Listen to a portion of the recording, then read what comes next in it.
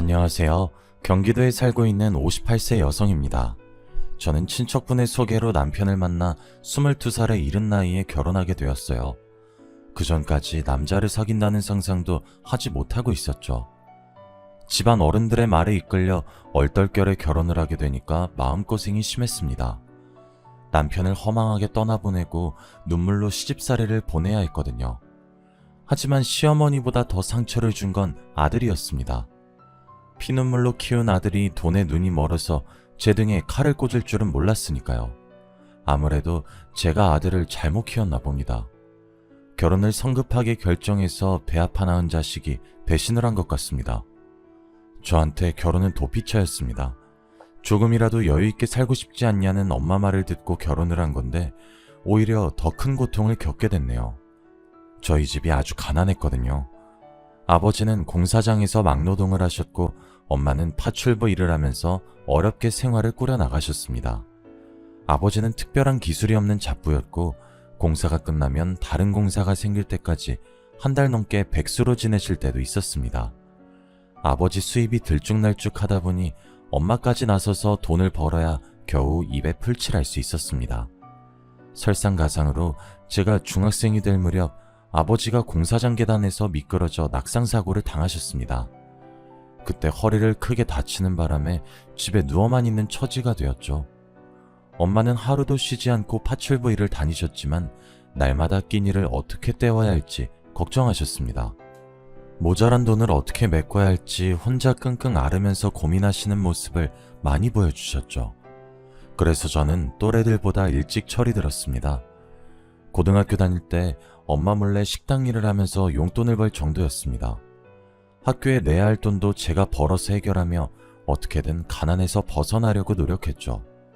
엄마도 뒤늦게 제가 알바를 하고 있다는 사실을 알고 야단을 치셨어요.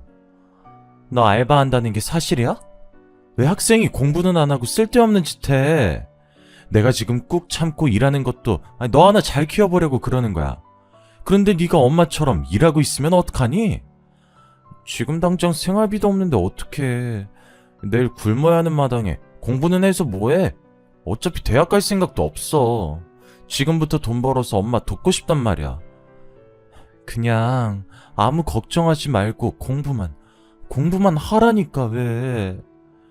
엄마는 아무 걱정하지 말고 공부만 하라고 하시면서 울컥하시더라고요. 제가 벌지 않으면 대책이 없다는 걸 알고 계셨던 거죠. 결국 엄마도 한참을 우시더니 같이 이겨내자고 하셨습니다. 미안하다 미정아. 엄마가 파출부 일을 늘려볼게. 잠깐만 도와주라. 다음 달부터는 돈 걱정 없이 공부만 하게 해줄게. 당연히 저는 엄마 말을 믿지 않았죠. 제가 일하는 게 더 낫지 어떻게 엄마가 일을 더 늘리겠어요. 게다가 공부하더라도 소용없다는 생각이 들었어요. 아버지 약값으로 한 달에 수십만 원이 들어가는 마당에 제게 대학은 사치였거든요. 일자리를 늘려 몸이 더 안 좋아지셔서 그런지 엄마는 금세 몸살이 나고 마셨죠. 엄마가 처음으로 휴가를 내고 집에 누워서는 시름시름 앓더니 눈물을 흘리셨어요. 그래서 제가 엄마 눈물을 닦아주면서 위로해 주었습니다. 엄마, 왜 울어? 힘들어서 그래? 나도 일하고 있잖아. 무리하지 말고 하던 일만 하자. 어떻게 너한테 일을 시켜? 엄마가 어떻게든 돈 벌어보려고 했는데 학생이 공부를 해야 하는데. 엄마가 끝내 말을 잇지 못하셨어요. 그 뒤로 저보고 일을 그만두라고 말하지 못하고 술만 취하면 미안하다고 하셨죠. 하지만 제가 일을 한 뒤로 생활비 걱정이 조금 덜어져서 오히려 살만했어요. 3개월, 6개월, 1년이 지나니 일도 쉬워져서 오히려 학교 공부보다 식당 일이 좋아졌는데요. 사장님도 절 좋게 봐주셨는지 저한테 졸업 후에 뭘 할 거냐고 물으시더라고요. 미정아, 몇 개월 뒤면 졸업하겠네. 식당 그만두고 취직할 거지? 일단 서울에 있는 회사에 이력서 넣어보려고 하는데 잘 될진 모르겠어요. 자격증도 따서 크든 작든 회사에 취업이 되면 서울로 갈 생각이에요. 네가 일도 잘하고 야무져서 계속 옆에 두고 싶은데 이제 성인인데 식당에서 알바만 하면 되겠니? 일단 취업 때까지만 일해주라. 요즘 일 잘하는 직원 구하기가 하늘의 별 따기야.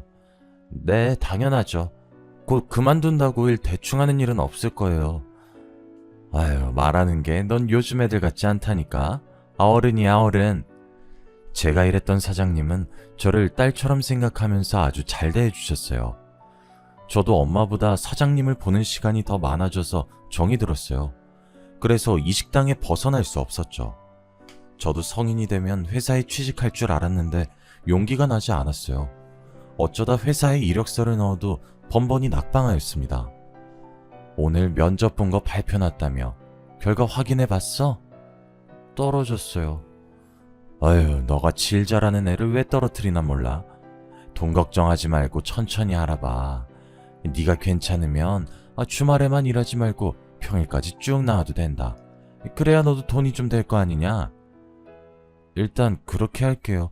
감사합니다. 시간이 많아진 만큼 식당에서 일을 하게 되니까 돈이 제법 모이더군요. 돈 벌어서 가끔 맛있는 치킨이나 피자를 시켜 먹는 재미에 빠지니까 꼭 회사에 들어가야 하는 생각도 들었습니다. 식당 일도 익숙해졌고 사장님도 좋으신 분이고 게다가 안정적인 수익도 생겼으니까요. 어영부영 시간을 보내니 3년이란 시간이 훌쩍 지나버리더군요. 사람 마음이 참 간사해서 당장 취업을 못해도 돈이 나오는 곳이 있으니 마음이 급해지지 않았습니다. 그러다 보니 자격증을 따거나 취업 준비를 하는데 소홀해졌어요. 일만 하면서 지내는 사이에 22살이 되었고 그때 제가 좋다는 남자가 나타났어요. 저희 식당에 자주 들리는 단골 손님이었는데 일주일에 서너 번씩 만나다 보니 자연스럽게 친해졌습니다. 단골 손님에게 오빠라고 부르긴 했지만 이성적인 관심이 있는 것도 아니었습니다. 하지만 단골 손님은 저만 보면 해발쭉 웃으면서 저만 쳐다보고 있더라고요. 정상이 아닌 것 같기도 했고 무서워져서 없는 사람인 척 무시했습니다. 그런데 저에게 결혼하잔 말을 꺼내더군요. 미정아, 우리 결혼하자. 내가 뭘 해서라도 꼭 행복하게 해줄게. 기습적인 청혼에 저는 당황스러운 것은 물론 어이가 없었습니다.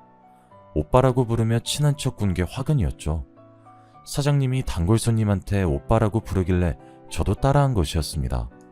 사심없이 자주 와줬으면 해서 친한 척 한 건데 괜한 짓을 했네요. 이제 와서 후회하면 뭐하나요? 요즘 세상이 흉흉해서 괜히 짜증냈다가 큰 코 다칠 수 있어서 단골 손님을 잘 타이르려고 했습니다. 아니 오빠 왜 그래? 이게 무슨 황당한 소리야. 사귀자는 것도 아니고 결혼부터 하자고 들이대는 게 말이 돼? 우리 만난 지 2년 넘었잖아. 그 정도면 충분한 거 아니야? 뭐? 우리가 따로 만나서 데이트한 것도 아닌데 뭐가 충분해. 오빠, 나라서 웃으면서 말하는 거지 다른 여자한테 이러면 큰일 나. 단골 손님은 매일 식당을 오면서 저와 연애를 한 걸로 착각을 하고 있었어요. 조금 무서운 느낌이 들어서 얼른 이 단골 손님을 떨쳐내려고 했죠. 오빠, 진짜 미안한데 난 아직 결혼 같은 거 생각 없어. 그러니까 앞으로 이러지 않았으면 좋겠어. 제가 단호하게 거절하자 풀이 죽은 표정으로 식당을 나가더라고요. 그날 그렇게 끝난 줄 알았는데 전혀 아니었습니다. 갑자기 저보고 결혼해달라고 하길래 어디가 부족한 사람인 줄 알았는데 그것도 아니었어요. 제가 모르는 사이에 주변 사람들을 설득하고 있었거든요.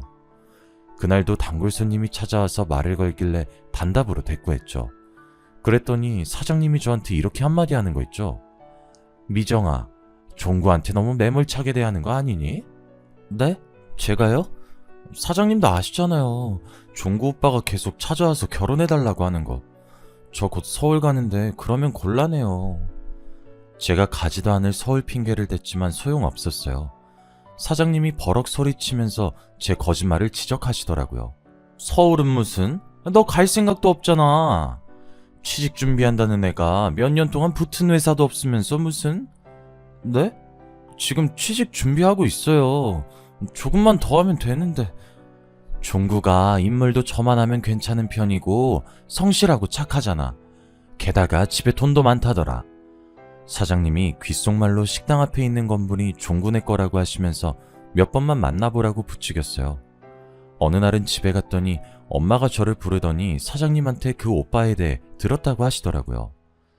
너 좋다고 쫓아다니는 남자가 있다며? 사장님한테 들었어? 그 사람 때문에 미치겠어. 완전 스토커 같다니까? 남자들이 원래 그러잖아. 너 좋아서 적극적으로 대시한 건데 스토커라고 하면 안 되지. 엄마가 그 사람이 하는지 못 봐서 그래. 그 사람 말도 꺼내지 마. 그래도 식당 앞에 건물 가지고 있다면서? 그런 사람이면 한 번쯤은 만나봐도 되겠다 싶어서 물어본 거야. 엄마, 내가 무슨 연애야. 돈 벌 시간도 부족하구만. 그래, 네가 그렇다니까 어쩔 수 없지만 엄마가 결혼하라는 것도 아니고 한번 만나보라고 얘기해본 거였어. 저는 그 뒤로 대꾸도 하지 않았지만 엄마는 내심 아쉬운 모양이었죠. 틈만 나면 종구 오빠 이야기를 꺼냈어요. 종구 오빠한테 직접 들은 건 아니었지만 오빠에 대한 소문을 들으니 마음이 흔들리더라고요. 동네 식당 앞 허름한 건물주에서 강남에 집 한 채가 더 있다는 소문까지 듣게 됐으니까요. 사귈 마음도 없는데 당사자한테 직접 물어보기도 좀 그래서 그냥 그런 소문이 있구나 생각만 하고 있었어요. 그런데 5개월 뒤에 뜻밖의 일이 터지고 말았어요. 20년 넘게 고된 일을 해오던 엄마의 몸에 이상이 생겼습니다.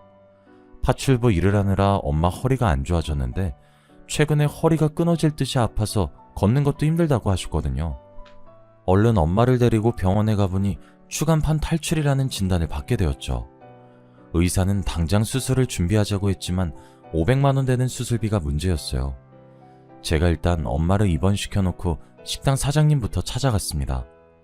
일하고 있는 사장님을 붙들고 돈 좀 빌려줄 수 있냐고 사정하고 있는데 그때 기다렸다는 듯이 오빠가 나서더라고요.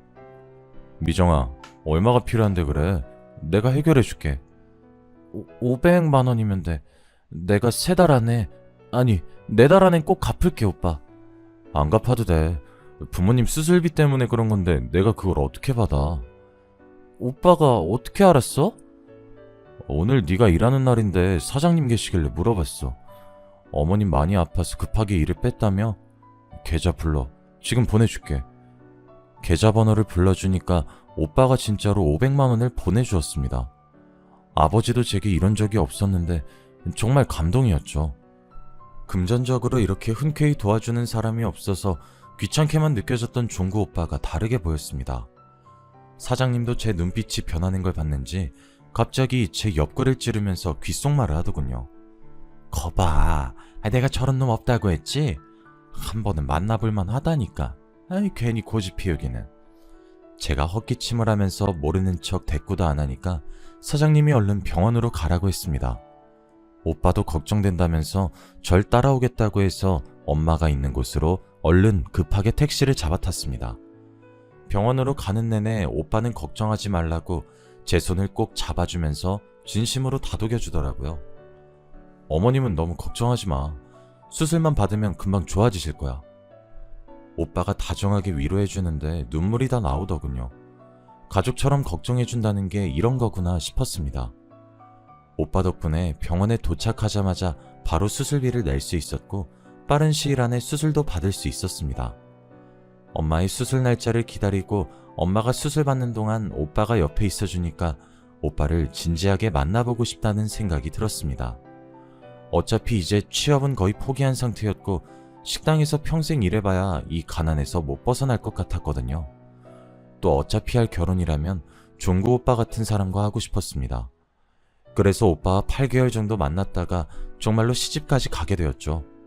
그런데 막상 결혼식을 올려보니 오빠가 건물주란 소문은 사실이 아니었습니다. 시댁은 저희 집보단 형편이 나았지만 그렇다고 넉넉하진 않더라고요. 시아버지는 10년 전에 세상을 떠나셨고 시어머니는 남편의 뒷바라지를 위해서 시장에서 채소와 과일을 파는 노점상을 하셨어요. 학교를 마친 남편은 공장에 들어가서 일을 했고 5년 뒤에 작업반장이 되었죠. 남편은 시어머니에게 나이도 드셨으니 노점상을 그만두라고 말렸지만 시어머니는 듣지 않으셨습니다. 사지육신 멀쩡한데 집에서 놀면 뭐하냐? 사람은 움직일 수 있을 때 움직여야 돼. 시어머니는 평생 일만 하면서 부지런히 살아오셔서 그런지 제가 집안일만 하는 꼴을 못 보셨어요. 제게 시장에 나와서 노점상 일을 도우라고 하셨죠. 결혼 전엔 식당만 일만 해봤다며? 시집 온다고 그만뒀단 말은 들었다. 집에서 놀 생각하지 말고 나 따라와서 장사일부터 배워봐라. 그때부터 시어머니 밑에서 노점 일을 하게 되었어요. 시어머니는 늘 제게 엄격하셨고 아주 혹독한 시집살이를 시키셨어요. 장사일이 서툴러서 물건을 잘못 받아오거나 계산이 틀리면 벼락같이 호통을 치셨고 장사를 마치고 집에 와도 집안일을 전부 제게 맡기고 조금도 도와주지 않으셨어요. 도와주긴커녕 사소한 것도 꼬투리를 잡아서 구박을 했습니다. 장사하느라 몸살 났다고? 다 늙은 노인데도 멀쩡한데 무슨 몸살? 얼른 일어나서 저기 쌓여있는 빨래부터 어떻게 해봐라. 이렇게 게을러 빠져서 어디다 쓰겠어? 밖에서는 장사를 하느라 힘들고 집에서는 시어머니 눈치 보느라 잠시도 쉬지 못했습니다. 거기에 애까지 들어서 더 힘들어졌죠. 종구한테 들었다. 애 생겼다며? 애가 졌다고 시장에 안 나올 생각은 하지 마라. 시어머니는 임신해서 몸이 무거운 제 사정을 전혀 봐주지 않으셨어요. 정말 거짓말 하나 안 보태고 애가 나오기 직전까지 장사를 해야 했죠. 자칫했으면 시장 바닥에서 애를 낳을 뻔했습니다. 과일을 팔다가 진통이 와서 소리소리를 질렀어요. 시어머니께서 절 부축해주지도 못해서 조금만 참아보라고 난리를 피우길래 옆가게 아저씨 이름만 목이 터져라 불렀습니다.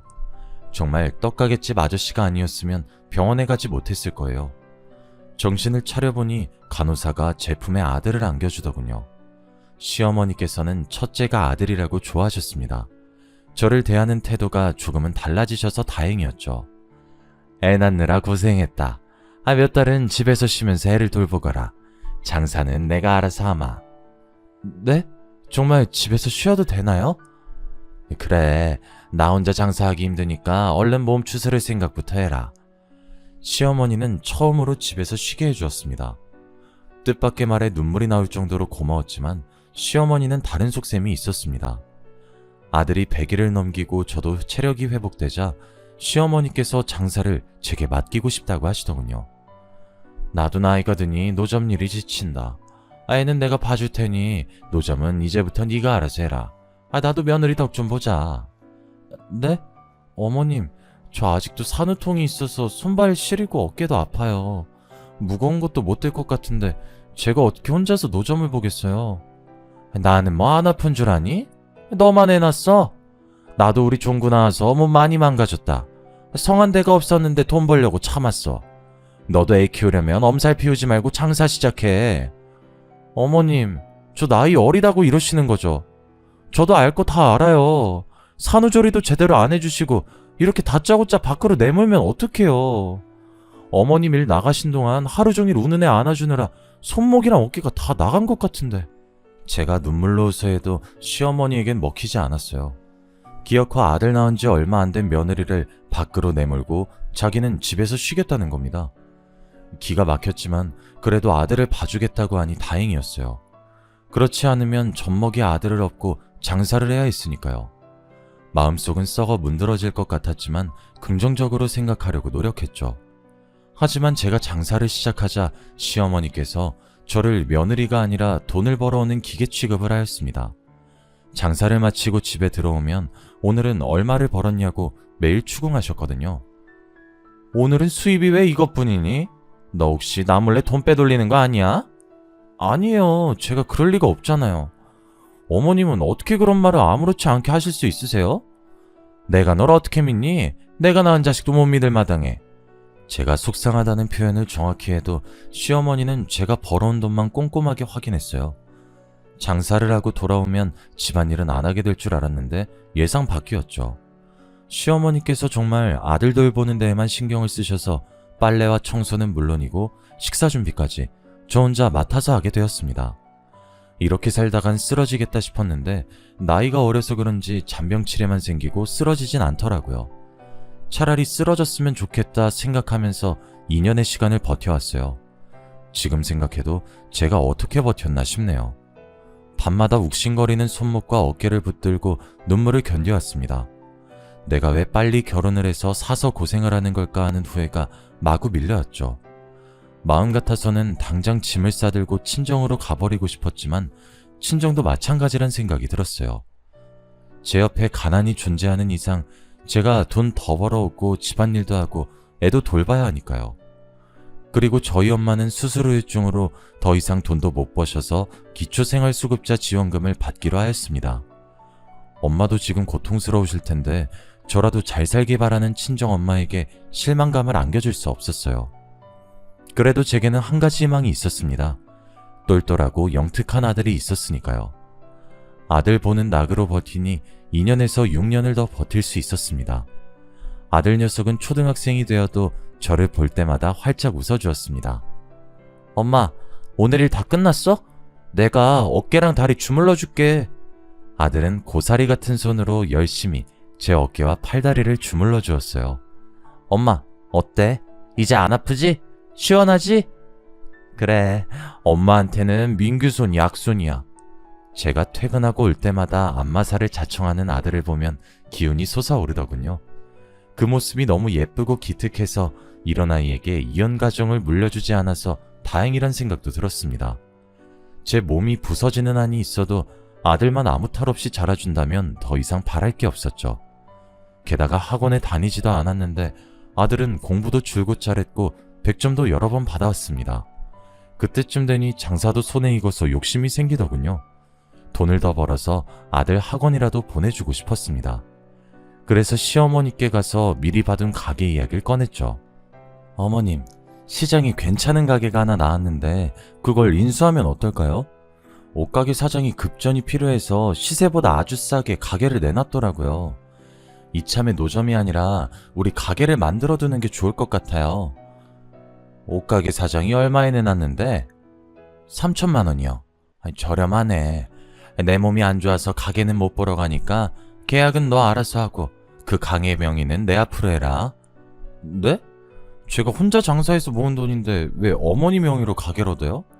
너한테 장사를 가르친 게 누구냐? 기껏 시장판에서 밥 벌어먹도록 만들어줬더니 이젠 가게까지 차지하겠다는 거냐? 그럴 작정이면 가게고 뭐고 다 없던 걸로 하자. 8년 동안 일한 게 다 어머님 품으로 들어간다니 너무 억울하고 분했어요. 시어머니의 명의로 가게를 사기 싫다고 계속해서 노점상으로 일할 순 없는 노릇이었어요. 돈은 시어머니가 가지고 있으니 어쩔 수 없이 시어머니 앞으로 가게를 인수했습니다. 그래도 노점이 아니라 마음이 놓이더군요. 신고받고 출동한 경찰을 피해 자리를 옮기거나 다른 노점상들이랑 실랑이를 벌이지 않아도 됐어요. 이리저리 옮길 필요도 없으니 단골도 생기고 장사도 전보다 잘 되었어요. 이제야말로 한시름 놓았다고 생각했는데 사람 일은 참 알 수가 없습니다. 느닷없이 공장에서 일하던 남편이 사고를 당해서 크게 다치고 만 겁니다. 연락을 받고 허둥지둥 병원으로 달려갔더니 남편은 이미 수술실로 들어간 뒤였어요. 제가 간호사를 붙들고 남편이 어딜 다친 거냐고 물어보니까 공장 소장님이 저를 부르더라고요. 소장 말로는 무거운 기계를 크레인으로 옮기다가 갑자기 정전이 돼서 공중에서 기계가 떨어졌다고 합니다. 남편이 그 밑에 깔리고 말았는데 그 소리를 듣자마자 다리가 후들후들 떨렸습니다.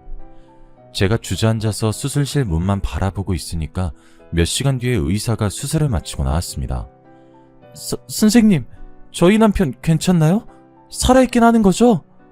환자분이 너무 심하게 다치셨어요. 출혈도 많았고 회복을 낚아낼 수 없는 위험한 상태입니다. 그 말을 듣고 설마 했습니다. 이대로 혼자 남겨지는 건가 싶었지만 끝까지 포기하지 않았어요. 남편이 중환자실로 옮겨졌지만 이틀 동안 의식을 회복하지 못했죠. 그 시간 동안 정말 속이 타들어갔습니다. 그러다 남편이 기적처럼 의식을 되찾고 눈을 떴습니다.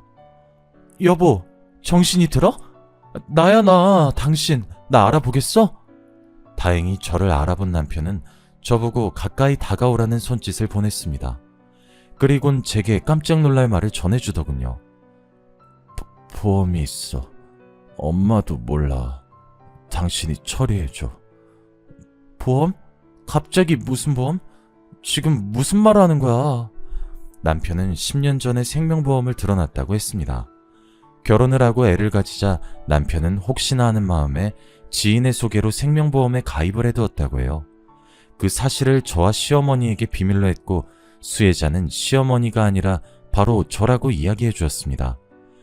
거기까지 말해주던 남편이 의식을 잃더니 그대로 눈을 감고 말았죠. 그제야 의사와 간호사들이 와 응급처치를 해주었지만 남편의 심장이 다시 뛴 건 아주 잠시였습니다. 일주일 동안 혼수 상태에 빠져 있다가 세상을 떠나고 말았거든요. 남편 장례를 치러준 뒤 보험회사에 보험금 수령을 신청했습니다. 남편이 든 보험은 다른 보장은 전혀 없고 사망보상만 되는 거라서 3억이란 거액을 받게 되었어요. 하지만 시어머니가 보험금을 탄 사실을 모를 리가 없었죠. 장례를 치르다 어디서 보험 이야기를 듣고 왔는지 제게 남편의 사망보험금을 내놓으라고 다그쳤어요. 너 보험금 3억이나 탔다며? 이런 고약한 년을 봤나? 우리 아들 목숨값을 가로채려고 들어? 당장 내놔? 절대 안 돼요. 이 돈은 제 것도 아니고 어머님 것도 아니에요. 그럼 누구 거란 말이냐?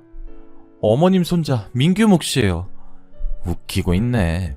민규 핑계대면서 그 돈 네가 독차지하는 속셈 모를 줄 알아? 어머님이 어떻게 생각하시는 그 돈만은 절대 드릴 수 없으니 그렇게 아세요. 자꾸 돈 타령하시면 저도 못 참아요. 민규 데리고 이 집에서 나가버릴 거예요? 거듭대는 시어머니의 등살을 견디지 못하고 저는 마지막 방법을 썼습니다. 곧 팔순을 바라보는 시어머니는 체력도 많이 떨어지셨고 당뇨와 고혈압 같은 지병도 있으셔서 제 도움이 없이는 식사조차 챙기기 어려우셨습니다.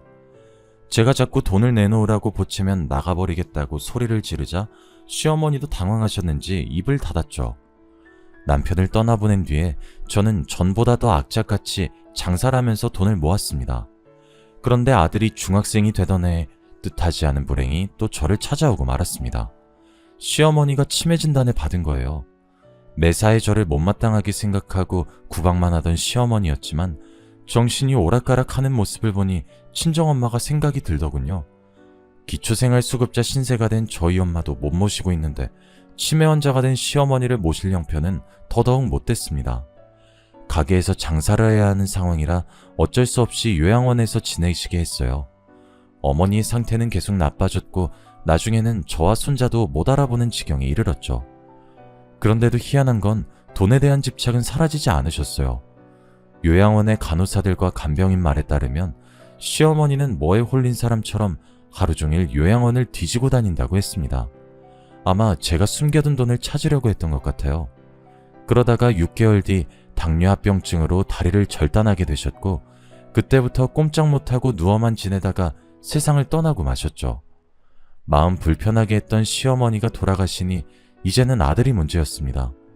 중학생 때까지만 해도 착하게 잘 자라줬던 아들이 고등학생이 되자 질이 좋지 않은 애들과 어울리기 시작했습니다. 공부는 뒷전으로 미루고 저 몰래 술과 담배까지 하더군요. 방학이 되면 친구 집에서 지낸다고 하면서 며칠씩 집에 들어오지 않은 날도 있었습니다. 제가 걱정이 돼서 잔소리를 하면 아들은 전과는 다르게 짜증을 내면서 집을 나가버렸어요. 집에 와도 제가 말을 걸면 인상부터 썼고 자기 방에 들어가면 방문을 잠그고 나오지 않았으니까요. 저는 어긋나가는 아들 때문에 마음을 졸이면서 살았는데 1년 뒤에 충격적인 일이 터지고 말았습니다. 아들이 훔친 오토바이를 타고 도망가다가 경찰에게 잡힌 겁니다. 제가 경찰서에 가니 아들의 절도는 이번이 처음이 아니라고 했습니다. 경찰한테만 안 걸린 거지 지갑이나 핸드폰은 물론 노트북도 훔친 적이 있다고 하더군요. 정말 이제 하늘이 무너질 것 같아서 아들을 붙잡고 눈물만 흘리고 있었습니다. 민규야, 어쩌려고 그래? 엄마 죽는 걸 보고 싶어? 제발 정신 좀 차려. 아, 진짜. 이번엔 재수가 없어서 걸린 거라고. 아들은 제가 알던 예전에 착하고 얌전하던 아들이 아니었어요. 경찰서에서 오랜만에 아들을 마주하고 있으니 수틀리면 주먹을 휘두르거나 욕을 하는 건달처럼 보이더군요. 제가 무릎 꿇다시피 오토바이를 빼앗긴 피해자한테 사죄해서 합의를 볼 수 있었지만 아들은 달라지지 않았습니다. 그 뒤로도 돈이 필요하면 남의 물건에 손을 댔으니까요. 결국 아들은 학교에서도 애들 돈을 훔치다 걸려서 주먹 다짐을 했습니다. 덩치가 크고 힘이 셌던 아들이 일방적으로 내려쳐서 아들은 학교에서도 퇴학 처분을 받았죠. 게다가 절도 혐의와 폭행죄로 소년원까지 가게 되었습니다. 1년간 소년원에서 보호감호 처분을 받고 돌아온 아들은 건달처럼 보이는 것이 아니라 완전히 건달이 되어서 돌아왔습니다.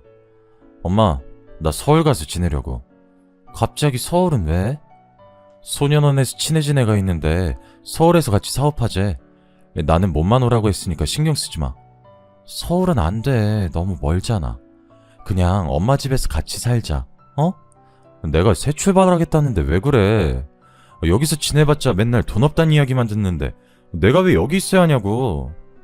아들이 우리 집 가난한 게 지긋지긋하다고 소리를 지르는데 서울에 가지 말라고 말릴 수 없었습니다. 그래서 가서 사고만 치지 말라고 당부하고 보내주었죠. 서울로 간 아들은 한 달이나 두 달에 한 번씩 돈이 떨어지면 저를 찾아와서 손을 벌렸습니다. 남들이 들으면 안 그래도 버릇없는 놈 버릇없게 키운다고 뭐라 할지 몰라도 전처럼 물건을 훔치다가 걸린 것보다 훨씬 나았습니다.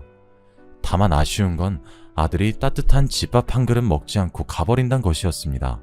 제가 뭐라도 먹여서 보내려고 하면 인상 찌푸리기 바빴죠. 아, 됐어. 밥은 무슨 놈의 밥이야. 바빠서 빨리 가봐야 돼. 밥 한 그릇 먹고 갈 시간도 없다는 게 말이 돼? 국 씻기 전에 한술 뜨고 가. 제가 밥 한 숟가락을 떠서 맛이라도 보라며 내미니까 아들이 성질을 부리면서 상을 엎어버리더군요. 엄마가 언제 이렇게 챙겨줬다고 그래. 이제 와서 착한 척 하지 마. 짜증나니까. 제가 장사를 하느라 밥도 제대로 못 차려주고 학교 생활은 잘하는지 친구들은 누가 있는지 살펴봐주지 않은 게 컸나 봅니다. 아들을 잘못 키운 제 탓이죠. 이제 와서 뭘 어떻게 할 순 없었습니다. 저희 민규가 30이 넘을 때까지 돈이 떨어지면 저를 찾아오는 일이 반복됐어요. 그러다 아들이 느닷없이 들이닥쳐서 다급하게 돈을 내놓으라고 했어요. 엄마, 나 300만 원만 주면 안 돼? 아니면 100만 원이라도, 어? 대체 무슨 일이야? 뭐 때문에 300만 원이 필요한지 말해줘야 주지. 그게 경마하다가 돈을 조금 날렸어. 머뭇거리던 아들이 경마와 다른 도박에 손을 댔다가 1억 정도 빚을 졌다고 하더군요. 저는 아들이 언젠간 사고 칠 것 같아서 가진 현금을 모두 다 소진한 상태였습니다. 대신 그 돈으로 집 한 채를 사뒀죠. 3억이라는 목숨값을 허투루 쓰고 싶지 않아서 오랫동안 생각해 놓은 계획이었습니다. 엄마가 집을 사느라 돈이 없어. 그 집 나한테 주면 되잖아. 어차피 나 주려고 사놓은 거 아니야? 그래, 너한테 줄 거야. 하지만 지금은 아니야. 네가 결혼하면 그때 줄 테니까 그렇게 알아. 정말이지? 결혼하면 집 준다고 약속한 거야? 대신 좋은 여자 만나야 돼. 아무 여자 데려오면 절대 안 된다. 결혼이고 뭐고 당장 집을 내놓으라고 난리 깽판을 칠 줄 알았는데 아들이 순순히 알았다고 하고 나가더군요. 그리고 몇 달 뒤 아들이 결혼할 여자라며 상견례 자리를 마련하였습니다. 우리 엄마야, 인사드려. 안녕하세요. 수진이라고 해요. 만나 뵙게 돼서 반가워요, 어머님. 좋은 여자라고 해서 기대했는데 첫인상부터 실망스러웠습니다. 쌍꺼풀도 하고 코도 높이고 보톡스를 잔뜩 맞았는지 얼굴이 부어 있었거든요. 화장도 짙고 향수 냄새도 독한 게 화류계 출신이 아닌가 싶었습니다. 그런데 아들 말을 들어보니 유흥업소 출신이 맞더군요. 제가 집안 살림 살 돈도 없는데 무슨 결혼이냐고 반대하려고 하니까 갑자기 이상한 말을 꺼냈습니다. 돈이 없긴 왜 없어. 집은 엄마가 준 집에서 살면 되고 세탁기나 냉장고는 뭐 내가 돈 좀 빌리고 수진이 마이킹 좀 땡기면 돼. 마이킹? 마이킹이 뭐니? 그게... 아들은 말실수를 했다고 생각했는지 며느리 눈치를 보더군요. 그러더니 며느리가 술집 여자라고 술술 불고 말았습니다. 술집 좀 나갔으면 어때? 지금부터 마음 잡고 열심히 살 건데. 설마 집 안 주려고 그러는 건 아니지? 결혼은 아직 일러. 더 생각해보고 해라. 엄마한테 나중에 이야기하려고 했는데 우리 애도 생겼단 말이야. 수진이가 배 더 나오기 전에 결혼식 올리고 싶대. 뭐? 애가 생겼다고? 제가 놀라든 말든 아들의 관심사는 오로지 집밖에 없었어요. 제가 명의를 넘겨주면 당장 팔아먹을 게 분명했죠. 그래서 정신을 똑바로 차리고 아들에게 단호한 모습을 보여주었습니다. 서두르지 마라. 오래 비어둔 집이라 손볼 데가 많아. 집이 수리될 동안 당분간은 내 집에서 같이 지내자. 사람은 일단 같이 살아봐야 해. 결혼식도 혼인신고도 아직 올리지 말고 3개월만 같이 살아보게. 집 줄 생각은 안 하고 시모가 같이 살자고 하니 당연히 며느리 입이 삐죽거렸죠. 워낙 못 배운 아이 같아서 싫다고 집부터 달라고 소리를 지를 줄 알았는데 다행히 저보고 같이 살자고 했습니다. 그렇게 며느리와 같이 산 지 한 달 정도 지났을까요? 밤에 화장실을 다녀오려고 일어났다가 아들이랑 며느리 방에서 도란도란 말소리가 들려왔습니다. 내가 알아봤는데 엄마가 사놓은 집 말이야. 지금 집값 뛰어서 최소 5억은 나간대. 어머, 대박이네? 그럼 자기야, 나한테 절반 주기로 한 약속 지켜야 돼. 만약에 딴소리 하면 나 경찰에 신고해버릴 거야. 뭐? 이게 미쳤나? 나를 뭘로 신고하겠다는 거야? 혼인빙자 사기죄라고 드러나 봤어? 네가 또 사기치고 도망갈까봐 나도 알아봤다고. 너 또 가게 삼촌한테 이상한 말 듣고 이러는 거지? 너한텐 절대 거짓말 안 하니까 조금만 기다려. 할망구 죽고 나면 이 집도 내 거니까. 도대체 언제 죽는데? 나한테는 여기저기 안 아픈 데가 없다며. 너무 팔팔한 거 아니야? 조금 기다리라니까. 그동안 싫어하는 티 좀 내지 말고 얌전히 있어. 안 그럼 돈이고 뭐고 아무것도 안 줄 테니까. 숨을 죽이고 둘이 하는 말을 들어보니 아들은 집안에 돈이 많아 놀고 있다며 며느리에게 제가 가진 재산의 절반을 주겠다고 꼬신 거였어요. 두년놈은 집 한 채로 만족하지 못하고 제가 죽으면 가게와 제 집까지 가져갈 꿈에 부풀었나 봅니다. 제가 빨리 죽기를 학수고대하고 있었단 생각에 가슴이 찢어질 것 같았죠. 조용히 방 안으로 돌아와 뜬 눈으로 밤을 지새웠습니다. 저는 한숨도 자지 못하고 아들과 며느리를 어떻게 해야 하나 고민했습니다. 그래서 해가 뜨자마자 아들에게 집수리가 끝났으니 신혼집으로 가라고 이야기해 두었습니다. 그대로 가게로 출근하고 돌아오니 아들은 보이지 않고 며느리가 누군가와 전화를 하고 있더군요. 응, 오빠. 이제 작업 거의 다 끝났어. 2억 5천은 땡길 수 있을 거야. 물론이지. 그 자식은 나를 마누라로 생각하고 있는데 웃겨 죽겠어. 사실 임신도 안 했고 혼인신고도 안 했거든.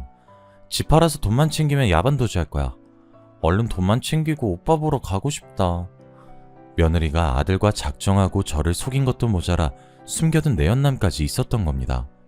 그 전화통화를 듣는 순간 그동안 참아왔던 게 터져서 며느리에게 달려들고 말았습니다. 머리채를 잡아채면서 할 수 있는 온갖 욕은 다 했죠. 뭐? 돈만 챙기고 야반도주 할 거라고? 어디서 근본도 없는 술집년이 나를 속여? 이거 놔요! 경찰에 신고할 거야? 폭행죄로 신고할 거라고! 그래, 신고해라. 너 사기친 거랑 내 폭행죄랑 누가 더 형 오래 사나 보자. 같이 깜빵 가보자고. 제가 진짜로 경찰에 신고할 기세로 핸드폰을 챙겨드니까 며느리가 조용히 사라질 테니 없던 일로 하자고 하더군요. 어림도 없는 소리였습니다. 그대로 경찰에 전화해 며느리가 사기 결혼을 했다고 신고했죠. 하지만 며느리가 돈을 챙겨들고 튄 것도 아니고 금전적인 이득을 취하기 전에 신고한 거라 제대로 된 복수도 하지 못했습니다. 하지만 아들이 배운 것도 없는 여자에게 벗어났다는 것만으로 천만다행이라고 생각합니다. 저보고 죄송하다고 효자가 되겠다고 하진 않았지만 돈만 밝히고 저를 속이려고 든 게 후회가 되긴 했나 봅니다. 제 옆에 붙어 살면서 배달 일을 시작하더니 더 이상 사고는 치지 않네요. 이렇게 사연을 적어보니 믿을 수 없는 일의 연속이었습니다. 저에게 좋은 집안, 좋은 남편, 좋은 아들도 없었지만 이렇게까지 버티게 해준 건 가난해서 생긴 악착 같음인 것 같습니다. 바쁘게 살아오다 보니 제 한탄을 말할 사람도 없어 사연 보내봤는데 어떤 반응일지 궁금하네요. 물론 저보다 더 힘든 사람들이 많겠지만 위로의 한 말씀 부탁드립니다.